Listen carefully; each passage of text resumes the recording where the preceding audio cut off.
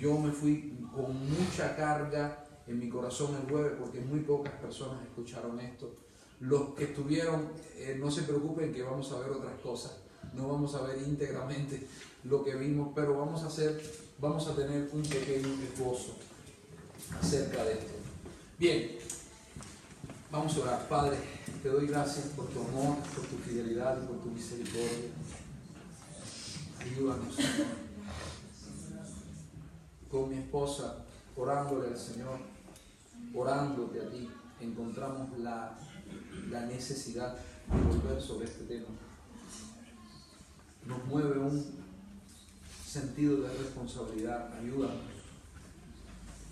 Ayúdanos a enseñar el consejo de Dios tocante a este tema, Señor, por Cristo Jesús. Amén. Amén.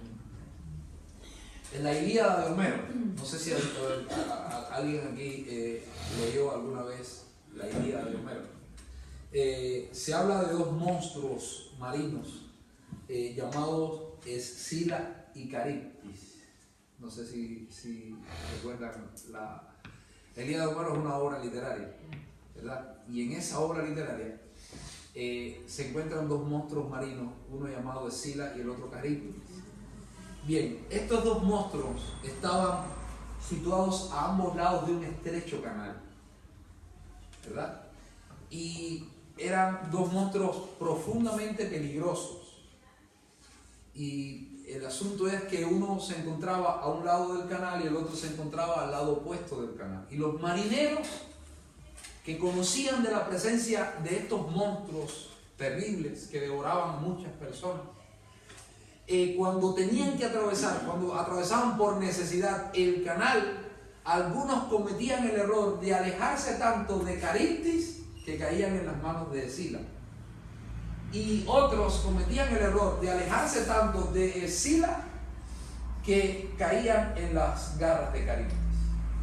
Bien, hermanos, ninguno de los dos destinos era mejor que el otro. Los dos destinos eran terriblemente malos, cruentos. Y se necesitaba muchísima pericia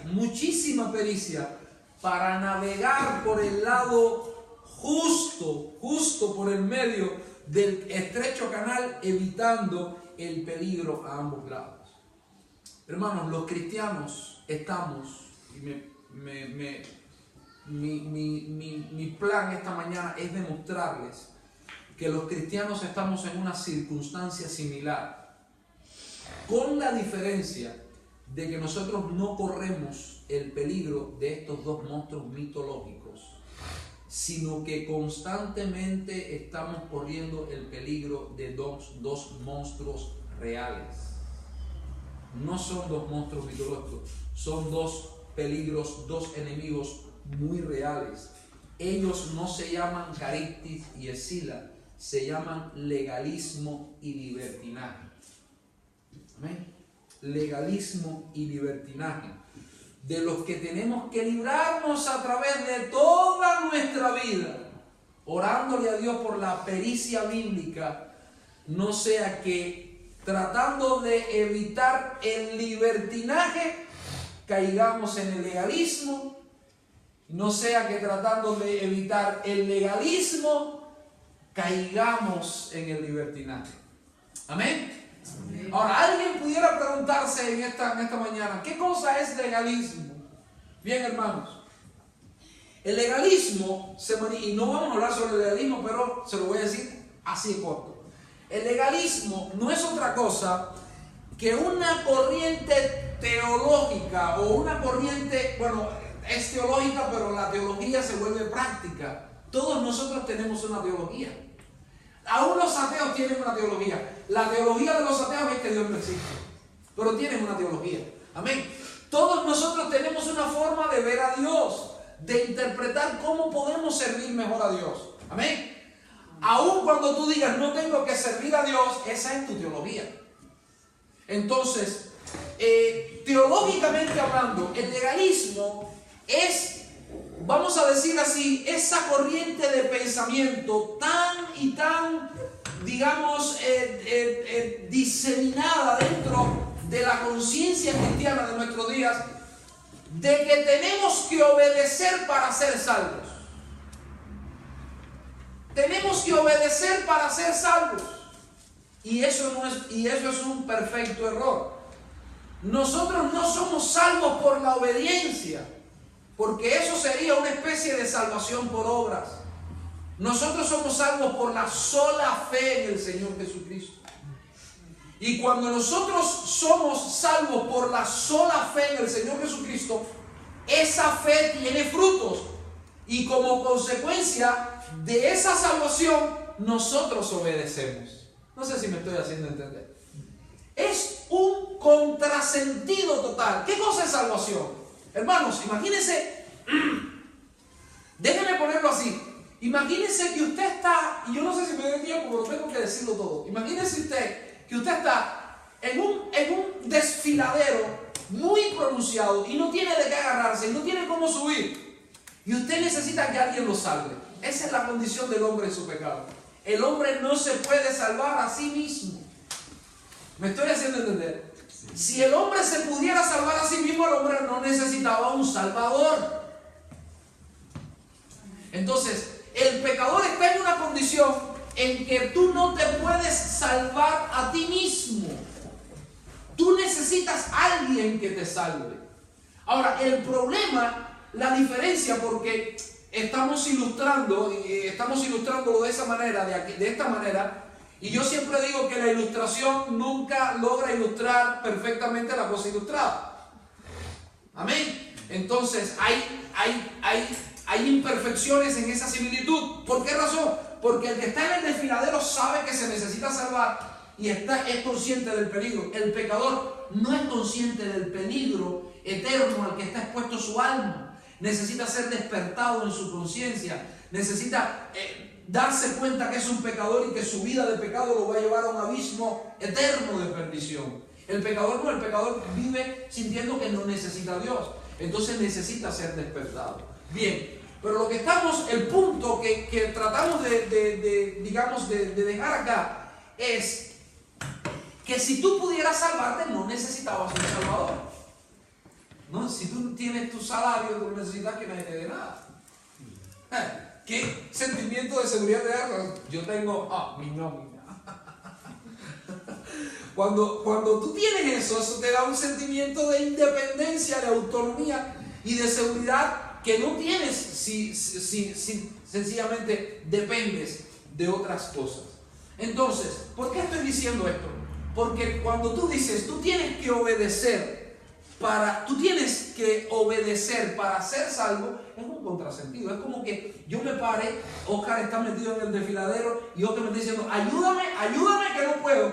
Y yo te digo, no, pero tú tienes que subir si tú quieres que yo te suba. No sé si me estoy haciendo entender. O sea, ¿qué cosa es salvación? Salvación es ser salvo de nuestros pecados. Somos salvos de la condenación eterna en virtud de que somos salvos del pecado. No sé si me estoy haciendo entender. Entonces, ¿cómo tú me pides a mí que yo obedezca y venza el pecado si precisamente de eso se trata la salvación? De que tú me ayudes, de que tú hagas la obra en mí para que yo venza el pecado. No sé si se dan cuenta o no sé si me hago entender. Tú tienes que obedecer para ser salvo. Yo digo, ¿cómo lo voy a hacer? Si precisamente la obediencia es la naturaleza de la salvación. Yo necesito la salvación de obedecer. No sé si me estoy haciendo entender.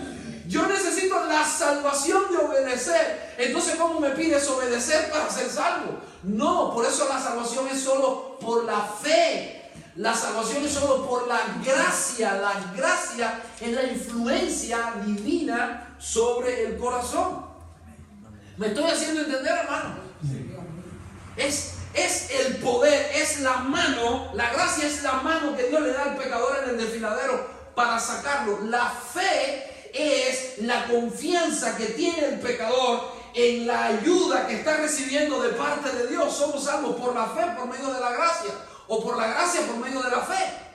¿Me estoy haciendo entender? Si yo me paro aquí y le digo arriba, sale tú, dale que tú eres un hombre, dale que tú eres un hombre. Así le decían Mi mamá, un nieto estaba metido en un hueco y no podía salir y ella, dale que tengo un hombre, dale. Mira, aunque sea un hombre necesita ayuda, levántalo. Entonces, decir o pedirle al pecador que obedezca para ser salvo es como decirle al muerto, si resucitas te doy vida. No puedes hacerlo por ti mismo. Entonces el legalismo propone eso.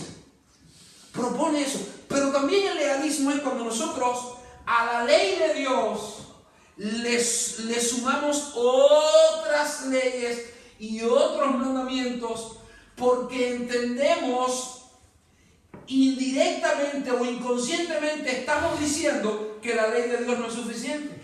Por eso en algunas congregaciones no le permiten a las mujeres usar aretes. En algunos lugares no le permiten a las mujeres teñirse el pelo. En algunos lugares, ¿por qué razón ponerse, pintarse el labio? Porque hay que... Pero ¿dónde dice eso la Biblia? La Biblia tiene otras medidas. La Biblia dice que la mujer debe vestirse con honestidad y con decoro. Pero tú puedes vestirte con honestidad y decoro y arreglarte. No sé si me estoy haciendo entender. Que nuestra congregación es tan abierta que las personas en este lugar, hay hermanas que no se ponen arete y las respetamos, y hay otras que se los ponen y también las respetamos. No sé si me estoy diciendo. Estoy hablando en mal cubano. Porque iba a decir, no sé si me hago entender, entonces dije, o sea, hice una contracción así. Vamos a decirlo en buen cubano. No sé si me hice entender. Entonces, si alguien quiere teñirse el pelo en este lugar y hacerlo para la gloria de Dios, pues que lo haga. Si alguien quiere dejarse las canas para la gloria de Dios, pues que se deje sus canas. No sé si me estoy haciendo entender. Pero el legalismo pone leyes, interpone a las leyes de Dios otras leyes para coartar la libertad de las personas, no sea que se vayan a desviar. Entonces, ese es uno de los monstruos que nosotros tenemos que evitar en esta época navideña. Pero tenemos que tener cuidado, no sea que tratando de alejarnos del legalismo caigamos en el libertinaje,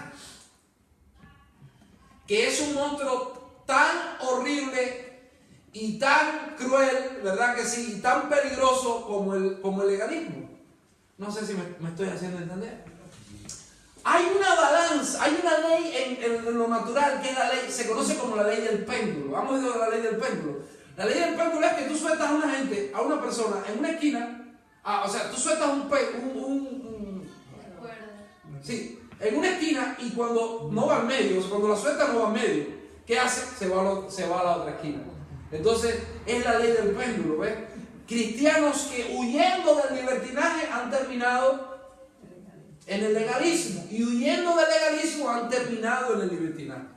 Entonces, hermanos, en épocas como esta, en la época navideña, es una época donde se acentúa, porque el peligro siempre está, pero donde entendemos como ministros cristianos que se acentúa este problema, ¿verdad?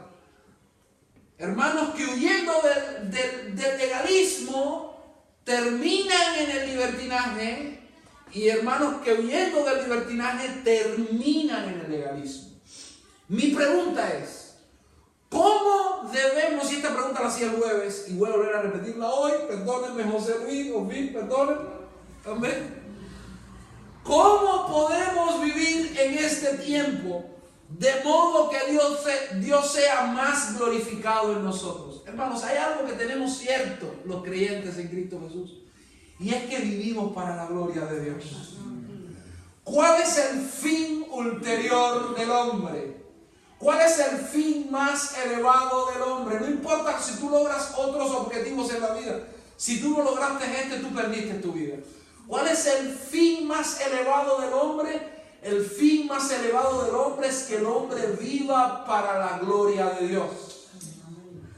Sea que comamos o que bebamos, que hagamos lo que hagamos, nuestra máxima es que lo hagamos para la gloria de Dios. Ahora, ¿cómo podemos vivir en este tiempo en este tiempo navideño, en esta época navideña, de modo que Dios sea más glorificado en nosotros?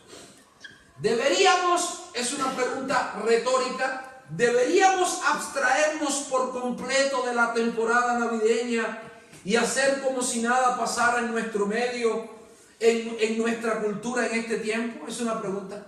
¿Deberíamos abstraernos de lo que está sucediendo en esta época navideña, verdad? De todas estas prácticas y todas estas observancias del mundo, ¿verdad? Acerca de esta época y hacer como que nada de eso está sucediendo en alrededor nuestro.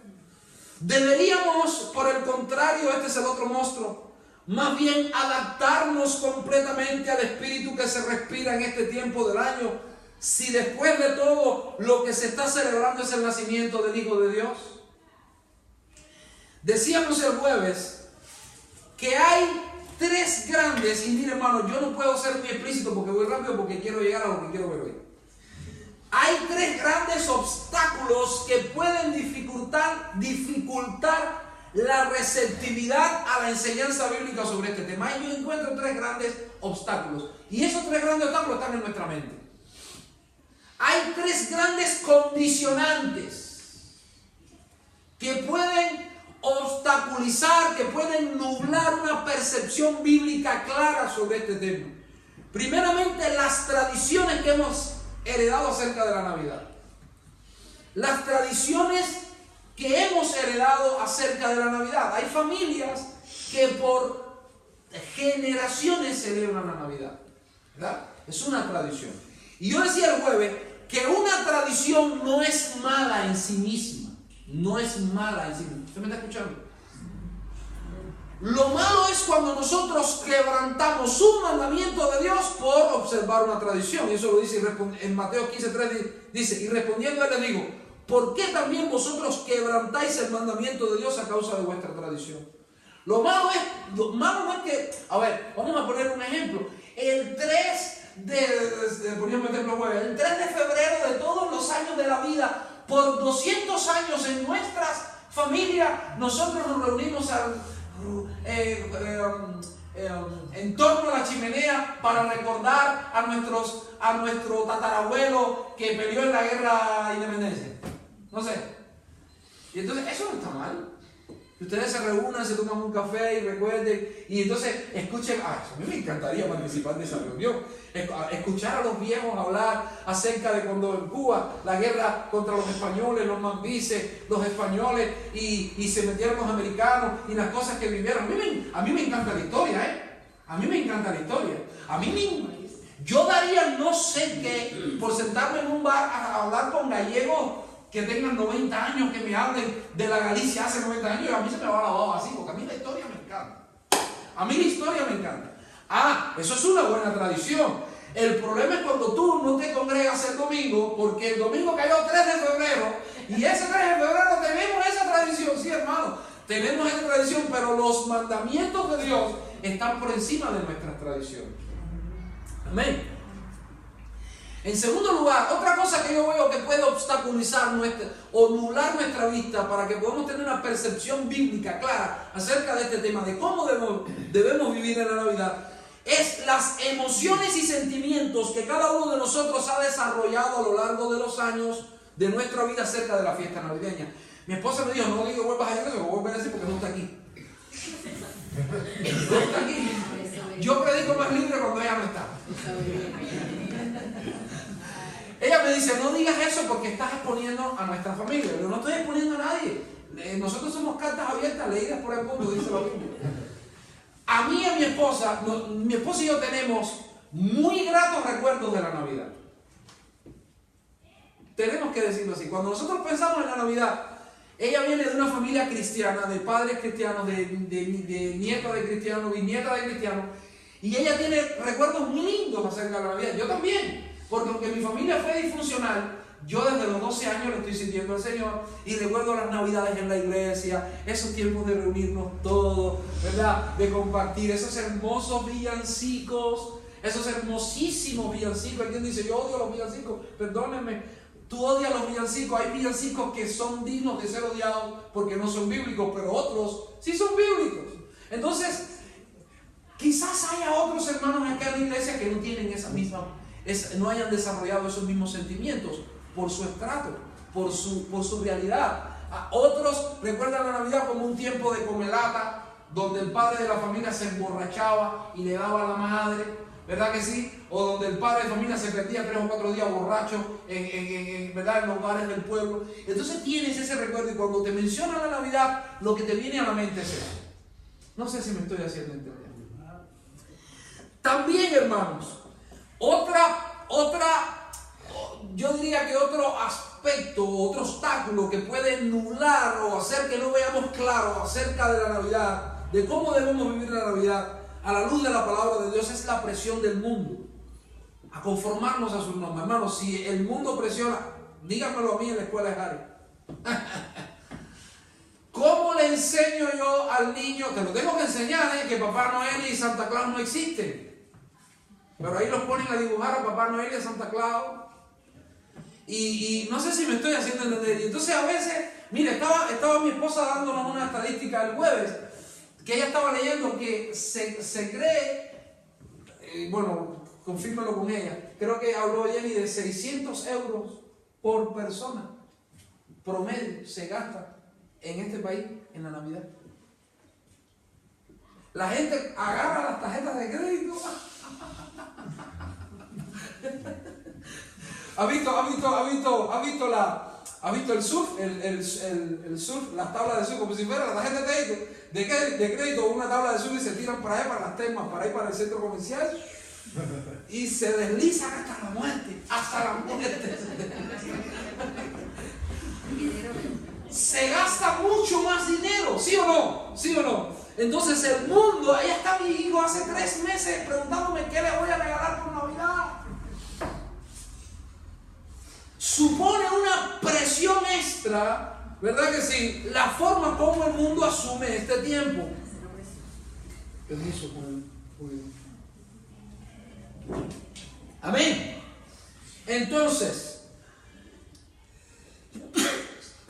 digamos que tú eres un cristiano que tú no crees en la Navidad, o sea que tú no quieres practicarla, y tu jefe que quiere tener un detalle contigo, te dice, te manda una postalita y te dice ¡Feliz Navidad! Y él sabe que tú eres cristiano. ¡Feliz Navidad! Pero que el Señor te reprenda. ¡Aleluya! ¡Amén! Entonces tú te pones radical. ¿Por qué te pones radical? Porque, mire, señor jefe, yo no creo en eso porque eso es pagano. Y entonces él te empieza a hacer el cuento de la buena vida. Mi pregunta es, ¿lo estás ayudando con eso? Y de pronto te sale para ti y dices, está bien, pero entonces los extras de la Navidad no los vas a cobrar. ¿Qué? Porque eres radical por una cosa, pero para otra no. Los extras de la Navidad entonces no los cobras porque tú no crees en la Navidad. Entonces, ¿cómo debemos actuar? ¿Cómo debemos actuar, hermanos, en este tiempo? Bueno, dimos algunos principios que nos encarrilarán a tener una perspectiva y una práctica bíblica en este tiempo.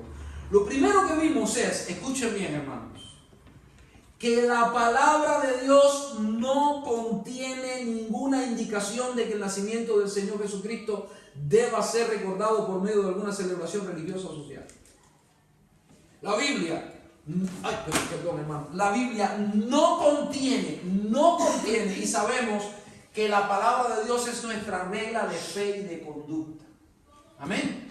La palabra de Dios no contiene ninguna indicación de que el nacimiento del Señor Jesucristo deba ser recordado por medio de alguna celebración religiosa o social. Eso significa que como ministros cristianos no tenemos ningún derecho a imponerle a la iglesia esa práctica. Ningún derecho. Nosotros reconocemos en este lugar personas que rechazan todo lo concerniente a la Navidad, a quienes amamos y respetamos muchísimo, y otros que se observan ciertas cosas. Y yo les digo en este lugar que la única regla autoritativa, suficiente, suprema, vinculante, vamos a usar todos esos términos jurídicos, que nosotros tenemos es la palabra de Dios, hermano. Yo como pastor no tengo absolutamente ningún derecho hermanos, a limitar tu libertad como ser humano, como persona, imponiéndote algo que no esté expreso, o sea, que no esté expreso de manera explícita o implícita en la palabra, expresado de manera explícita o implícita en la palabra de Dios. ¿Me estoy haciendo entender? Ahora, de la misma manera que la palabra de Dios no contiene ninguna indicación de que el nacimiento del Señor Jesucristo deba ser recordado por medio de alguna celebración religiosa o social, tampoco hay alguna indicación que lo prohíba. Entonces, si hay algún hermano que quiere el 24 o 25 de diciembre hacer una cena y poner unos villancicos, no hay, después que sean bíblicos, no pongan villancicos que hablen de Papá Noel porque usted sabe que no es real. Pero después que sean bíblicos, yo no tengo y ningún ministro de esta congregación tiene el derecho a coartar esa libertad. Y vamos a ver algunos principios bíblicos que van a regular nuestra libertad cristiana. Lo cierto es, tenemos que decirlo así, hermano, no hay mandamientos de hacerlo, pero no hay mandamientos de prohibirlo. En segundo lugar, la designación del 25 de diciembre como el día de celebración del nacimiento de nuestro Señor Jesucristo encuentra su origen en el paganismo y no en el cristianismo bíblico. Eso es otra cosa que es verdad. Eso es otra cosa que es verdad. Primitivamente, cuando hablamos de primitivamente, estamos hablando de la iglesia primitiva, la iglesia del libro de los Hechos y la iglesia de los 3 primeros siglos. Primitivamente se celebraba el día 5 de enero del nacimiento de Cristo y el día 6 se celebraba el bautismo de Cristo. Día en que los paganos celebraban las fiestas de Dionisio asociadas con un alargamiento de los días. Un papiro del siglo IV contiene la liturgia más antigua que se conoce de la celebración del nacimiento de Jesús por medio de la iglesia el 25 de diciembre. Y este papiro se encontró entre los años 325 y 354. Siendo en Roma en el año 336 después de Cristo que se confirma el 25 de diciembre como el día del nacimiento de Cristo. Hermanos, en Roma en el año 336 después de nuestro Señor Jesucristo fue que se vino a confirmar el 25 de diciembre como el día en que se celebraba el nacimiento de Jesús. La iglesia estuvo 336 años sin hacerlo. ¿Usted me escuchó eso? No vamos a explicar que durante el solsticio de invierno los adoradores del sol, ¿qué hacían? ¿Verdad? Hacían una serie de ritos para que el astro se acercara a la tierra otra vez y todas estas cosas. En ese tiempo se celebraban las fiestas saturnales en honor a Saturno, se hacían banquetes, la gente se hacía regalos, las personas, ¿verdad? Se reconciliaban, practicaban la reconciliación, antiguas deudas que se tenían se saldaban, ¿verdad? Era un tiempo de reconciliación imperial, no nacional, imperial.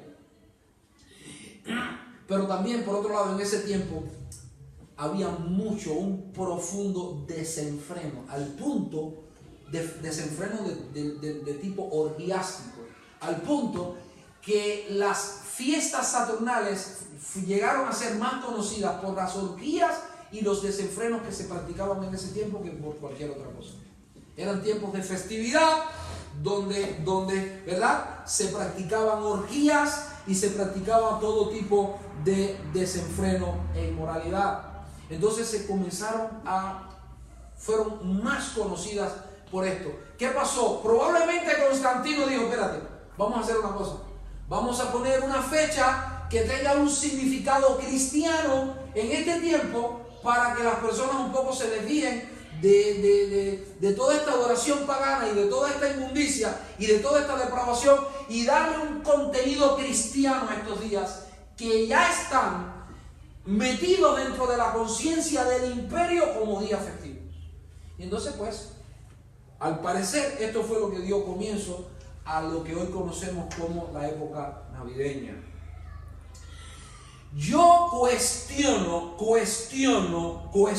yo personalmente cuestiono, y para mí, o sea, mi opinión no es muy autorizada, pero también tengo el respaldo de un importante número de biblistas, ¿verdad?, de eruditos bíblicos que cuestionan el hecho de que Jesús haya nacido en diciembre, el 25 de diciembre.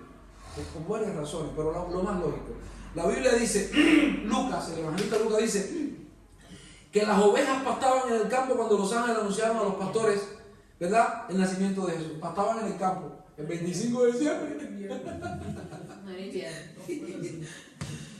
Cosa muy improbable si se trata, hermano, de las temperaturas tan extremas ¿verdad?, que solían y suelen haber en ese tiempo del año en las tierras bíblicas.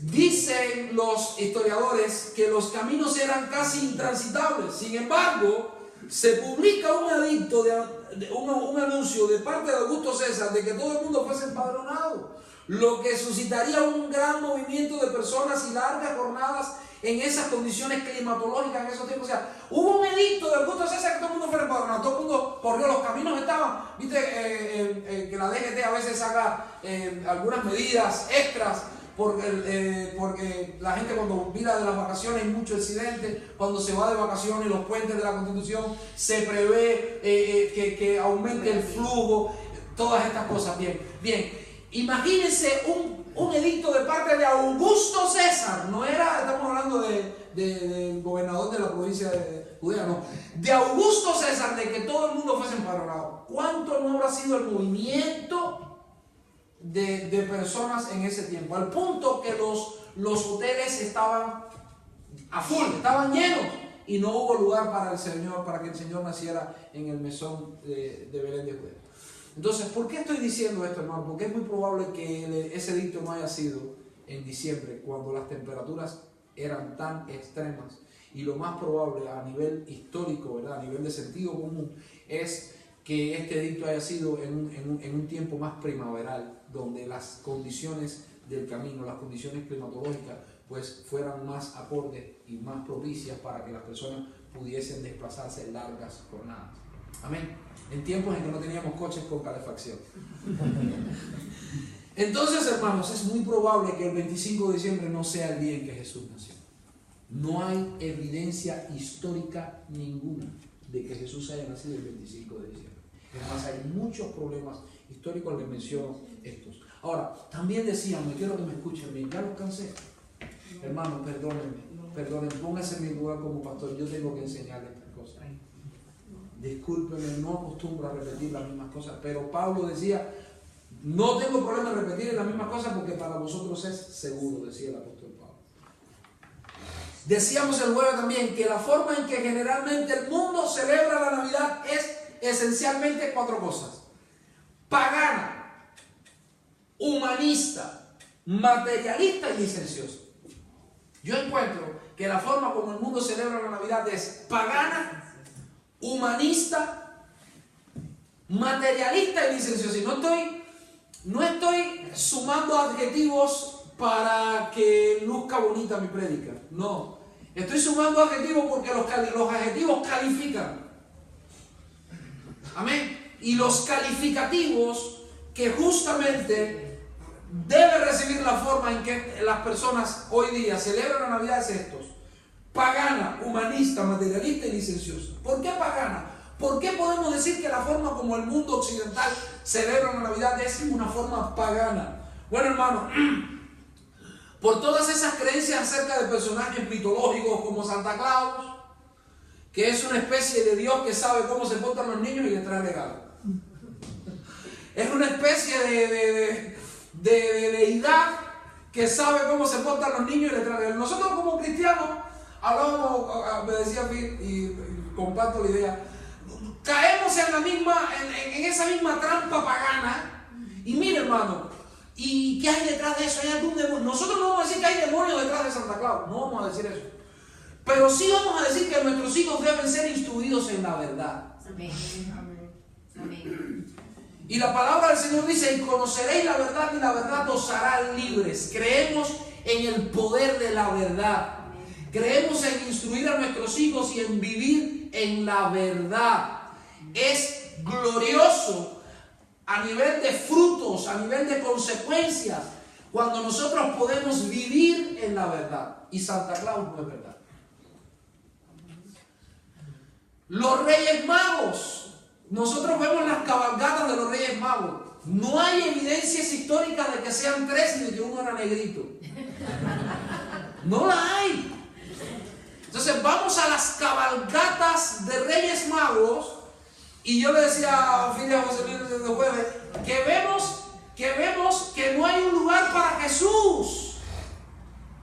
Los 3 tronos son para los 3 Reyes Magos. Y eso no concuerda con el relato bíblico. El relato bíblico dice que los magos iban a ofrecer adoración y a ofrecer regalos al Señor Jesús. Y la persona más importante de la Navidad no son los Reyes Magos, es Jesús.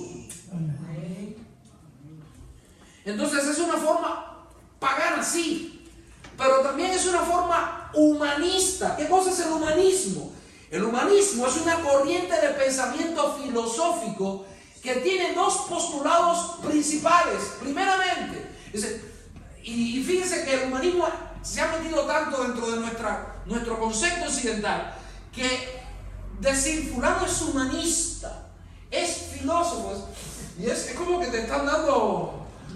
O sea, como que es un elogio. No sé si me entiendes lo que te quiero, no sé si me va a entender. Bien, el humanismo es una corriente de pensamiento filosófico que, entre otras muchas cosas, tiene 2 postulados principales que van en contra del posicionamiento bíblico acerca de la realidad del hombre. El humanismo dice que el hombre puede descubrir la verdad por sí mismo. Y si el hombre puede descubrir la verdad por sí mismo en el Evangelio, que es una revelación, no hace falta. Porque la Biblia dice que la verdad es una persona y esa persona la conocemos por la revelación de la palabra de Dios, por la revelación del Espíritu Santo de Dios.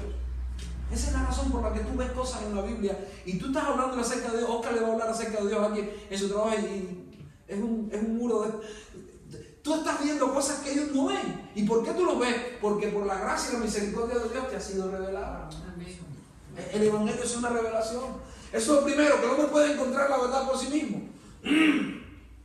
Y el segundo es que el hombre puede llegar a ser bueno por sí mismo. Y si el hombre pudiera llegar a ser bueno por sí mismo, el hombre no necesitará un salvador. Dios no nos ama porque somos buenos. Decía C.S. Lewis, el autor de las Crónicas de Narnia. Dios no nos ama porque somos buenos, sino porque nos ama, nos hace buenos. Pero nosotros no somos buenos. La Biblia dice que éramos lo vil y lo menospreciado. Dice la palabra de Dios que fue lo que Dios escogió.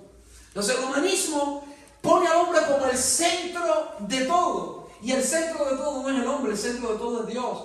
Nosotros vivimos para la gloria de Dios. Dios no vive para nosotros. Nosotros vivimos para Dios. Ese es el postulado cristiano. Ese es el postulado de la palabra de Dios. Amén. Es el centro de las Escrituras. Nosotros vivimos para la gloria de Dios. Hay felicidad suma en vivir para la gloria de Dios. En todo sentido, a todos los niveles, hay felicidad suma en vivir para la gloria de Dios. Entonces, mensajes humanistas caracterizan la Navidad. Que estos sean tiempos de paz y de prosperidad para todos. Eso está muy bien. Pero nosotros sabemos que es una mentira, que sin Cristo no hay ni paz ni hay prosperidad. El centro comercial Asterma os desea, ¿sí o no? Que en el seno de vuestro hogar reine la concordia. Y los hogares están desbaratados y destruidos. ¿Son buenos deseos? Sí, son buenos deseos. Pero no son deseos bien, o sea, son buenos deseos, pero oscurecen la verdad. Porque la verdad es que no habrá paz para el impío, dice la palabra de Dios. Si el hombre no viene a aquel quien es la paz, el hombre no puede tener paz. Fuera de Dios no hay vida, no hay salud, no hay bendición. Y alguien diría, yo tengo vida fuera de Cristo. ¿Tú crees que tienes vida? El día que te encuentres con Cristo te vas a dar cuenta que Jesús es la vida. Gloria a Dios. Y yo solo puedo decirte, anunciártelo hoy. Es como los niños que estaban en el vientre de la madre y estaban locos por salir. Y uno le dice al otro, ay, pero ¿para qué vamos a salir si estamos bien aquí?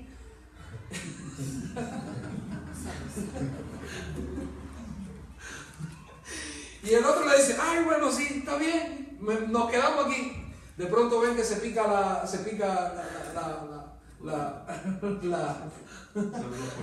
¿cómo es? Se abre un espacio en esa pared que ellos están mirando, ¿verdad? De sangre y de cuántas cosas, y le meten una mano y lo sacan. Y le dicen, ahora comenzaron a vivir. Más o menos así es la cosa. En tercer lugar, hermanos, la forma como el mundo celebra este tiempo es, ya dijimos que es pagana, es humanista y es materialista. Materialista. Hermano, lo único que cuenta es la cena que vamos a prepararnos, ¿sí o no? Los regalos, ¿verdad que sí?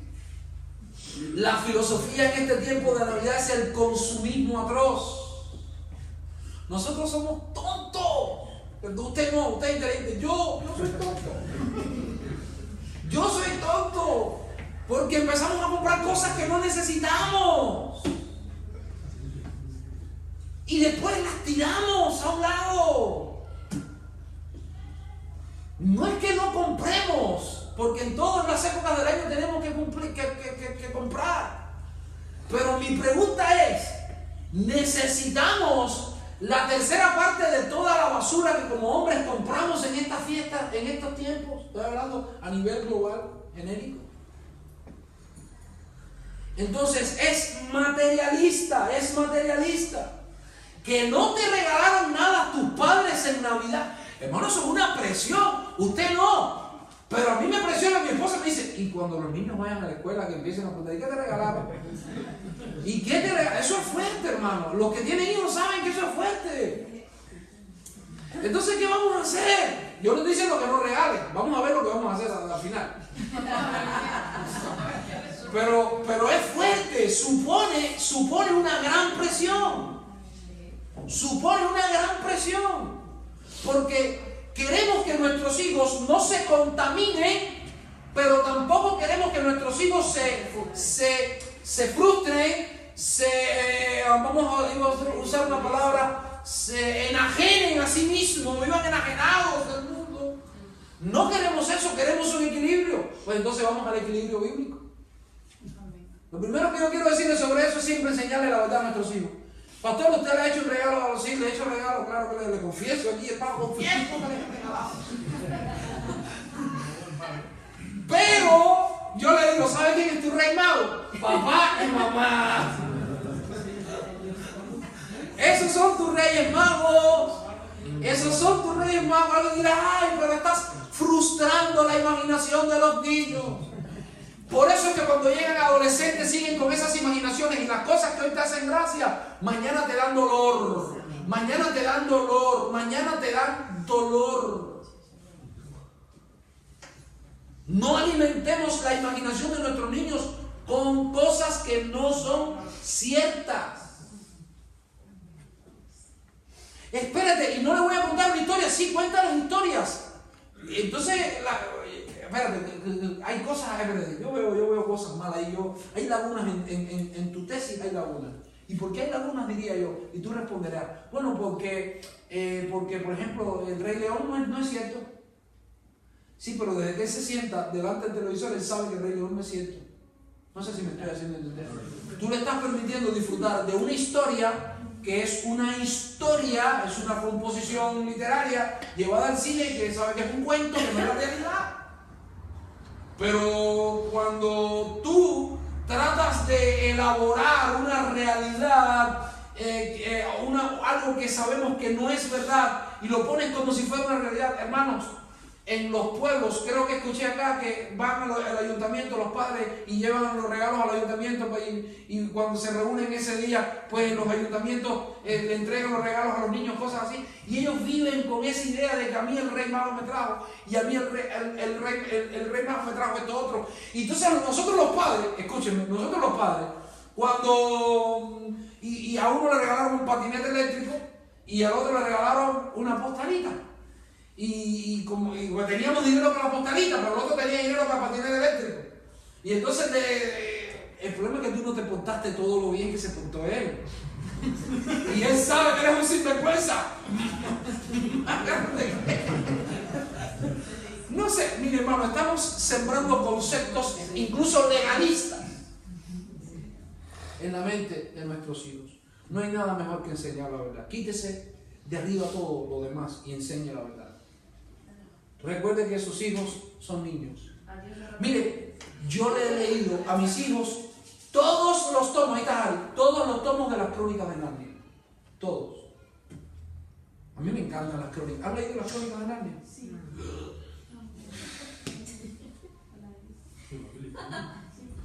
Leyeron, a ver, ya los dejo.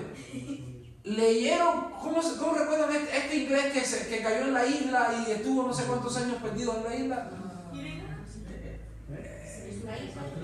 No, ay hermano, no. El inglés que cayó en la isla, el que cayó en la isla y tenía No, estamos predicando, dejémoslo ahí entonces. Era náufrago, un náufrago. ¿Cómo se llamaba? No, eso es la película, ¿no? En las historias de los niños. Sí. Hermano, no puedo creerlo. No importa. No importa, seguimos. Hay una historia que nosotros le contamos. No, papá, era inglés o gringo. Que cayó en la. Ve y pregúntale a ella, por favor. Rápido. Pero déjame dile que el que le leímos al niño, que Robinson Crusoe.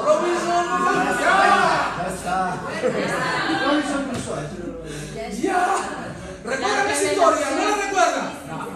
Hermano, lo único que nosotros, gracias a esa, lo único que nosotros tenemos es una adaptación del cine. Pero usted ha leído ese libro. Profundamente cristiano ese libro, hermano. Tómeselo y léaselo a sus hijos. Los principios cristianos que hay son preciosos. Robinson Crusoe, léanlo. Entonces, pero yo me meto una semana, hermano, cultivando porque mi mamá hizo conmigo eso. Me cultivó ese deseo por leer, por aprender. Y eso es algo bueno que podemos hacer con nuestros hijos, pero no rompamos la barrera entre la realidad y la ficción. Hay historias de ficción que ilustran aspectos de la realidad, y eso es lo que yo le digo a mis hijos. Esto es ficción. Y no es bueno que navegues en un mundo de ficción y te quedes allí porque tienes que crecer. Amén. Tienes que crecer. Por eso les dice, ay, la infancia es tan buena. ¿Cómo quisiera volver a la infancia? Es el mismo principio de la borrachera. Porque claro, la infancia, ¿en qué se parece la infancia? Es infancia a la borrachera. Bueno, la infancia vamos a decir, es una burbuja de surrealismo, de cosas que no son reales, donde tú vives, donde te dibujan una realidad ideal. Inexistente. Que no existe. Y la borrachera es lo mismo. Usted se mete en una burbuja tratando de escapar de la realidad, de las cosas tan duras que vive. ¿Me estoy haciendo entender? Entonces, hermanos, es pagana, es materialista, mire, hermano, yo saco al niño de la escuela y cuando voy por la ronda de la muralla, ¿sabes qué es la ronda de la muralla? Están los muchachos esos con los bolos. ¿Has visto los muchachos con los bolos? Hasta de ahí le enseño a mis hijos. Papá, ¿y eso? ¿Por qué te hacen eso? Papi, porque no tienen dinero para comer. Y tienen que buscarse el dinero así. ¿Y por qué no tienen dinero? Porque cuando estaban en tercer grado no se querían aprender los productos.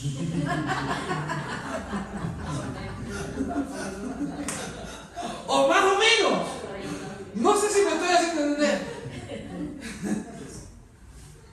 Entonces todos los que estudian son millonarios. No. Esa es otra verdad. No todos los que estudian son millonarios. Pero no hace falta ser millonario para vivir. ¿Tú eres feliz?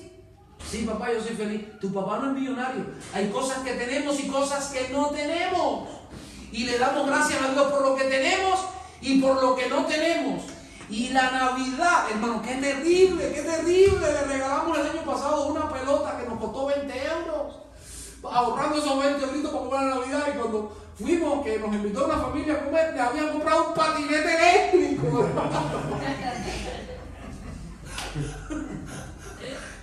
¡Qué tortura! La pelota se desdibujó ante él. Digo, esto yo no lo quiero. Entonces, es materialista la forma, hermanos, como el mundo celebra la Navidad. Nosotros tenemos que cuidar a nuestros hijos de eso. Tenemos que cuidarlos de eso. Tenemos que cuidarlos de eso. Y por último, decíamos también que era licenciosa. La gente, decía José, la gente lo que está pensando es en la borrachera y en la comelata. Eso es verdad, es verdad. El principio de la Navidad es dónde voy a comer este año, con quién voy a comer. No sé si me estoy haciendo entender. No cómo voy a recordar a Jesús.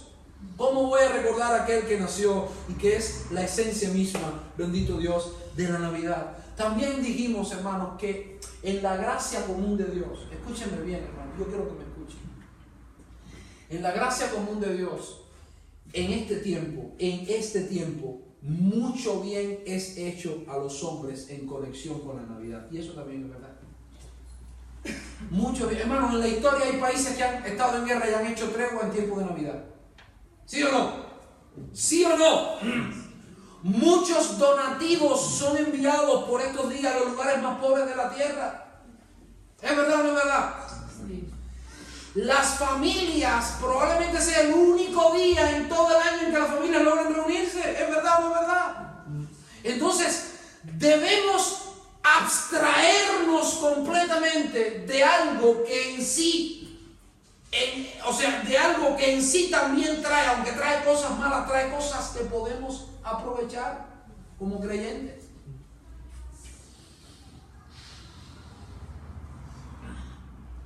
Yo he sabido de personas que entran a un teatro a ver no sé si el Mesías de Handel, no sé si lo han escuchado acerca del Mesías de Handel, una obra de teatro que es un musical y es a base de versículos bíblicos, de porciones de la Escritura, es hermosísimo.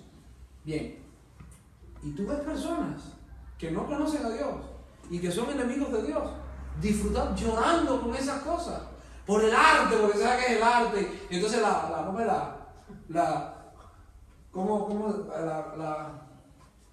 esas cosas que tienen la bufanda aquí muy elegante, pero llorando con esas cosas. Y yo digo, están llorando con porciones de la palabra de Dios.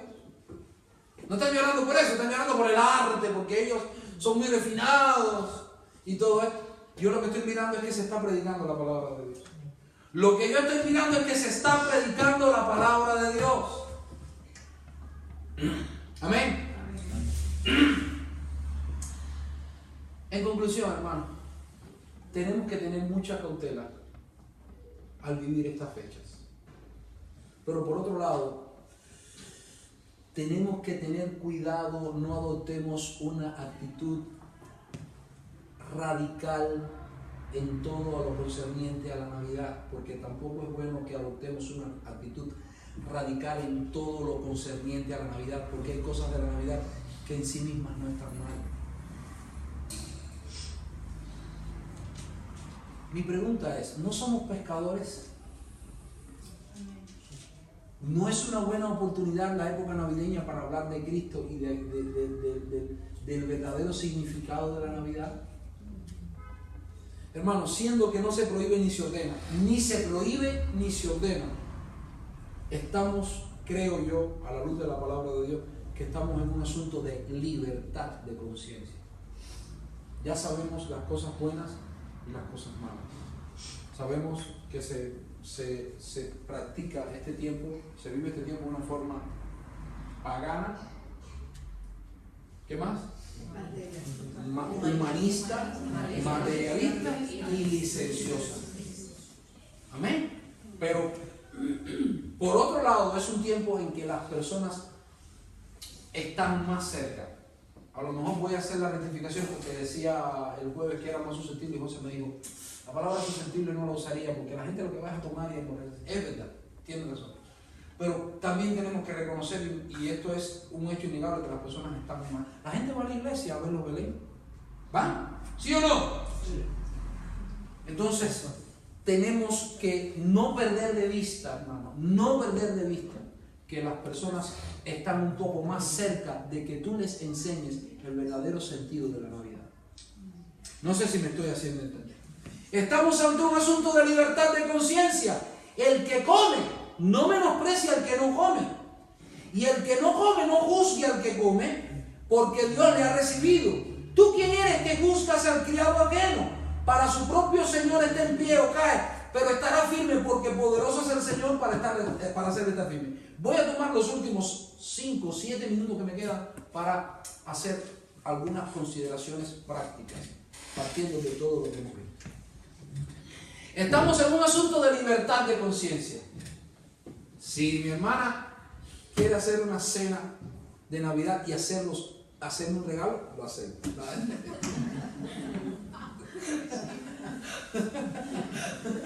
Es una broma. Pero estamos en un asunto de libertad de conciencia. Hermanos, ¿y qué cosa es la libertad cristiana? La Biblia dice que debemos estar firmes en la libertad con que Cristo nos hizo libres. ¿Qué cosa es la libertad cristiana?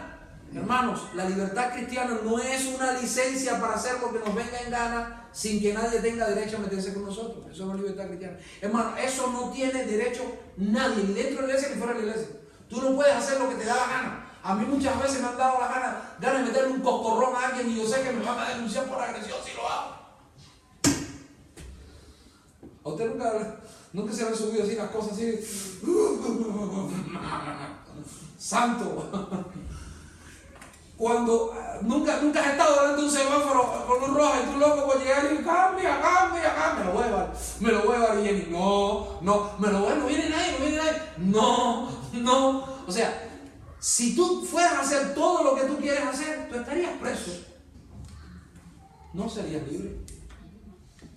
Entonces la libertad cristiana no es una licencia para hacer lo que nos venga en gana sin que nadie tenga derecho a meterse con nosotros. Decía en Gálatas 5:13, porque vosotros, hermanos, a libertad fuisteis llamados, solo que no uséis la libertad como pretexto para el libertinaje, sino servíos por amor los unos a los otros. No es lo mismo libertad que libertinaje. ¿Qué cosa es la libertad cristiana? Bueno, te voy a decir lo que es el libertinaje. Libertinaje es que tú vivas haciendo lo que te dé la gana. Pero eso no es libertad, eso es esclavitud. El hombre que fuma dice, ¿y por qué fuma si te hace daño? Yo hago lo que me dé la gana. En el fondo de él sabe que se está haciendo daño. Y lo hace porque no puede dejar de hacerlo, entonces no eres libre.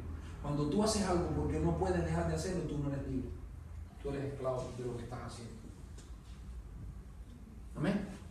Libertad es el poder de hacer lo que sabemos que debemos hacer para la gloria de Dios. Amén. Eso es libertad. El poder, la capacidad de hacer lo que podemos, lo que sabemos que debemos hacer para la gloria de Dios. Hay cosas que uno sabe que las debe hacer, no tiene poder de hacerlas. ¿Sí o no? ¿Sí o no? ¿Sí o no? Ningún ser humano es completamente autónomo. ¿Cuántas personas usted conoce que son estrictamente autónomos en todo el sentido de la palabra? ¿Qué significa autónomo? Bueno, en contexto laboral español, uno que paga más impuestos que nadie. Ese es el autónomo. Uno que paga más impuestos que nadie. Qué terrible. Vamos a hacer campaña aquí. Pero en el contexto bíblico, autónomo, auto significa uno mismo. Y nomos viene del griego, o sea, nomos es una palabra griega que significa ley. Nomos, ley. Entonces, autónomo, la etimología de la palabra autónomo es vivir en la ley de uno mismo. O sea, yo vivo bajo mi propia ley. Y eso no es posible. En un mundo civilizado no puede haber anarquía. Eso significaría anarquía. Tú no puedes vivir bajo tu propia ley. Tú vives bajo las leyes de un país. Entonces, en ese sentido más amplio, es imposible que seas autónomo. Amén. Y en el sentido espiritual, no hay un pasillo intermedio donde tú no seas esclavo del pecado, pero tampoco seas esclavo de la justicia. O eres esclavo del pecado o eres esclavo del Señor Jesucristo. ¿Cuál es el llamado del Evangelio? A dejar de ser esclavo del pecado y ser esclavo de Cristo. Amén. Lo dice la Biblia. Pero gracias a Dios, Romanos 6, 17 al 22, que aunque erais esclavos del pecado, ¿qué erais? Habéis obedecido de corazón aquella forma de doctrina a la cual fuisteis entregados y libertados del pecado, vinisteis a ser siervos de la justicia. Hablo como humano por vuestra humana debilidad, que así como para iniquidad presentáis de vuestros miembros para servir a la inmundicia de la iniquidad, así ahora para santificación presentad vuestros miembros para servir a la justicia, porque cuando erais esclavos del pecado erais libres de la justicia. Hermano, ay pastor, yo no me quiero comprometer, yo no me quiero comprometer, yo no me quiero comprometer. Cuando tú no te comprometes con Cristo es que estás todavía muy comprometido con tu pecado, en algún sentido. Y yo no te estoy acusando, yo no estoy diciendo a ti, me estoy hablando de mí mismo. Cuando yo no puedo, es que tengo cosas todavía que tengo que dejar. Vale, pero el principio es comprométete con Cristo, porque no puedes dejar esto solo. Tú tienes que dejar que esto te controle para que esto ya no tenga control sobre tu vida. Entonces, imagínense aquel que tiene un dolor muy fuerte, ay, me estoy muriendo. Pero ve al médico, muchacho, y dice, no, cuando me sienta bien voy al médico, ahora no me estoy muriendo. ¿Verdad que no? No tiene sentido. ¿Cuándo uno va al médico? Cuando se siente mal. Entonces, vamos a esperar a que el pecado no tenga tanto control sobre nuestra vida para servir a Dios. No, comienza a servir a Dios aún ahora a pesar de tu pecado. Aún ahora a pesar de tu pecado. Nadie es completamente autónomo, hermano. Tú no estás en este lugar siendo completamente autónomo. Primero, te debes a las leyes de un país. Y en segundo lugar, te debes a esta ley espiritual. O eres esclavo de Dios o eres esclavo del pecado. Así de sencillo. Así de simple, hermano. Así de simple. Usted me está escuchando bien. Así de simple. Entonces, libertad no es libertinaje. No es la libertad o la capacidad de hacer lo que tú quieras hacer. No, es la capacidad de hacer lo que tú debes hacer o lo que es mejor para ti que tú hagas. Amén. Entonces, cuando te sientes a comerte si estuviera en Cuba diríamos el puerco. Aquí es ¿qué es aquí? El cerdo con las uvitas. ¿Sí o no? Pregúntate primero, ¿cómo lo vas a hacer? No es que no lo hagas, ¿cómo lo vas a hacer? ¿Cómo lo vas a hacer? Ahí están los compañeros de trabajo que te llamaron, que quieren tener un tiempo, te invitaron. Ay, pero Jesús comía con pecadores. Sí, Jesús comía con pecadores. Y el principio bíblico es: conviértanse ellos a ti, tú no te conviertas a ellos. No sé si me estoy haciendo entender. Llamaron al totí. Totí es un pájaro negro en Cuba que canta mal. Y el cuervo aquí lo unieron con el sinsonte. El sinsonte es un pájaro que se da en los campos de Cuba, que canta un cántico hermosísimo, para que el sinsonte enseñara a cantar al totí. Y el totí terminó enseñando a cantar al sinsonte. O sea, conviértanse ellos a ti. No estamos coartando tu libertad. Pero recuerda, conviértanse ellos a ti y tú no te conviertas a ellos. Hermanos, hay cosas, escúcheme bien, que son perfectamente legítimas en sí mismas, pero que bajo ciertas circunstancias no son convenientes. La Biblia dice: yo sé y confío en el Señor que nada es inmundo en sí mismo. Pero el mismo apóstol Pablo que le dice a los romanos: yo sé y confío en el Señor que nada es inmundo en sí mismo. En Corintios dice: todas las cosas me son lícitas, pero no todas convienen. Todas las cosas me son lícitas, mas yo no me dejaré dominar de ninguna. Pastor, ¿usted ha ido alguna vez a una fiesta de amigos mundanos con su esposa? Sí, tengo que confesarles que sí. No tengo ningún problema con eso. El problema es que en ocasiones he pecado, hermano. Sí. No es que, me metí en el baño con otra mujer. No, el Señor respeta eso. Pero mi esposa después llegamos a la casa y me dice, ¿qué te quedó de todo esto? ¿Dejamos algo o nos dejaron algo? No, nos dejaron algo.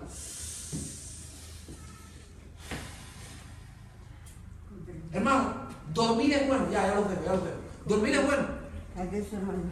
Dormir es bueno. Hermano, tiene que irse. Sí. Ya no voy a dar. Dormir es bueno, ¿sí o no? Sí. Dormir es mucho, es bueno. No. Dormir lo suficiente. Y así es un principio para vivir. ¿Me edificará o edificará otros en el Señor lo que estoy haciendo? Es una buena pregunta. ¿Verdad que sí? ¿Sí o no? ¿Me llevará a la esclavitud? ¿Me va a mirar? No tengo problema con el café. Deja de tomarlo. A ver. Ay, no, que me da un dolor de cabeza. Entonces eres un esclavo. ¿Estorbará mi carrera o será un peso para que yo pueda avanzar en la vida cristiana lo que estoy haciendo? Esto va con la comida, con las relaciones, con todo. Lo que yo hago es el pretexto para hacer algo oculto que sí realmente es malo. En ocasiones nos valemos de algo bueno que en sí mismo no es malo, es decir, ¿qué tiene de malo hacer esto? Pero en nosotros hay intenciones ocultas. Entonces, mire, no se engañando a las personas, se está engañando usted mismo. No se engañe. Al fin y al cabo, usted lo que necesita es salvación. Usted lo que necesita es progreso en la gracia de Dios. No se engañe. ¿Contribuirá lo que voy a hacer al progreso del Evangelio? A que otros conozcan y se acerquen a Cristo. Y por último, yo pienso que sería la regla de oro. ¿Haría esto el Señor? ¿Haría esto el Señor? Vamos a orarle a Dios. ¿Qué nos queda de todo esto? Hermanos, que la Navidad es un problema de conciencia. Y que hay cosas que sí son manifiestamente malas y que no debiéramos, dice la Biblia, abstenernos de toda especie de mal. Y hay otras cosas que no necesariamente son malas y que podemos vivir, practicar, haciendo un uso correcto de la libertad cristiana. Amén. Señor, te doy gracias por esta mañana.